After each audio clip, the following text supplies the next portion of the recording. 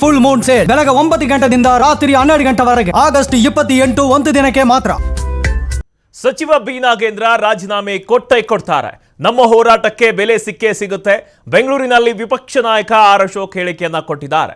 ರಾಜೀನಾಮೆ ಕೊಡದಿದ್ರೆ ಮತ್ತೆ ಹೋರಾಟವನ್ನ ಮುಂದುವರಿಸ್ತೇವೆ. ಬಿ ನಾಗೇಂದ್ರಗೆ ರಾಜೀನಾಮೆ ಬಿಟ್ಟು ಬೇರೆ ದಾರಿ ಇಲ್ಲ.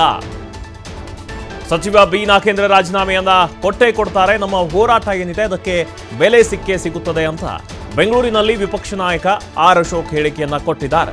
ರಾಜೀನಾಮೆಯನ್ನ ಕೊಡದಿದ್ರೆ ನಾವು ಹೋರಾಟವನ್ನ ಮುಂದುವರಿಸ್ತೇವೆ. ಬಿ ನಾಗೇಂದ್ರಗೆ ರಾಜೀನಾಮೆಯನ್ನ ಕೊಡೋದು ಬಿಟ್ಟು ಬೇರೆ ದಾರಿ ಇಲ್ಲ. ಒಂದು ವಾರದಲ್ಲಿ ರಾಜೀನಾಮೆಯನ್ನ ಕೊಡದಿದ್ರೆ ಸಿಎಂ ಮನೆಗೂ ಕೂಡ ಮುತ್ತಿಗೆಯನ್ನ ಹಾಕ್ತೇವೆ. ಬೆಂಗಳೂರಿನಲ್ಲಿ ವಿಪಕ್ಷ ನಾಯಕ ಆರ್ ಅಶೋಕ್ ಹೇಳಿಕೆಯನ್ನ ಕೊಟ್ಟಿದ್ದಾರೆ.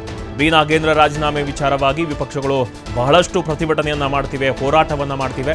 ಇನ್ನು ಒಂದು ವಾರದಲ್ಲಿ ರಾಜೀನಾಮೆಯನ್ನ ನಾಗೇಂದ್ರ ಅವರು ಕೊಡದೇ ಇದ್ರೆ ಸಿಎಂ ಮನೆಗೂ ಕೂಡ ನಾವು ಮುತ್ತಿಗೆಯನ್ನು ಹಾಕ್ತೇವೆ. ಇನ್ನೊಂದು ಕಡೆ ಆಲ್ರೆಡಿ ಪಾದಯಾತ್ರೆಗೆ ರೆಡಿ ಮಾಡ್ಕೊಂಡಿದ್ದಾರೆ. ರಾಯಚೂರಿನಿಂದ ಬೆಂಗಳೂರುವರೆಗೂ ಪಾದಯಾತ್ರೆಯನ್ನು ಮಾಡಿ ಅಲ್ಲಿ ಆಲ್ರೆಡಿ ವಾಲ್ಮೀಕಿ ಸಮುದಾಯ ಜಾಸ್ತಿ ಇರುವಂತಹ ಕ್ಷೇತ್ರ ಅದು.